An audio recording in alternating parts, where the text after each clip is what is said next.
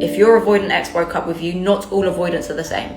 Some shut down and pretend like you never existed, whilst others secretly obsess over you but push you away at the same time. One is fearful, the other is dismissive, and the way they process a breakup is completely different. The dismissive avoidant believes they don't need anyone. They rationalize the breakup and they downplay the importance of the relationship. They emotionally shut down, which is why they seem so cold and detached. They distract themselves to avoid the grief, and they may get in a rebound relationship because it's their way of maintaining control and filling the void. They fear losing their independence, and they associate emotional closeness with suffocation. They avoid the self-reflection because they don't like feeling vulnerable and they don't want to take accountability. They rarely come back because once they mentally close that door, they do not want to revisit, but sometimes they will test the waters by liking your content on social media or sending you a surface level message. Their return is usually only temporary because they retreat whenever things get serious or accountability needs to be taken, which leaves you wondering whether they ever cared at all because they seem so unaffected. A fearful avoidant is conflicted because they crave connection but they also fear it, which means their healing process is really chaotic and unpredictable.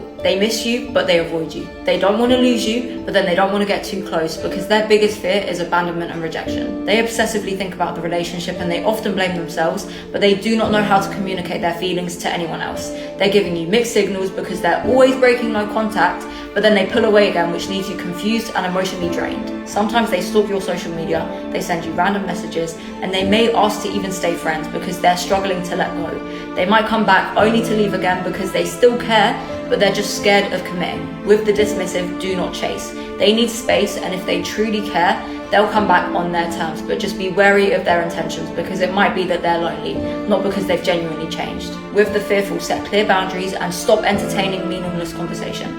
If they keep coming in and out, recognize it's their fear of abandonment, not that they really want to commit. The reality is it's better to avoid both because it's not your job to tolerate the trauma.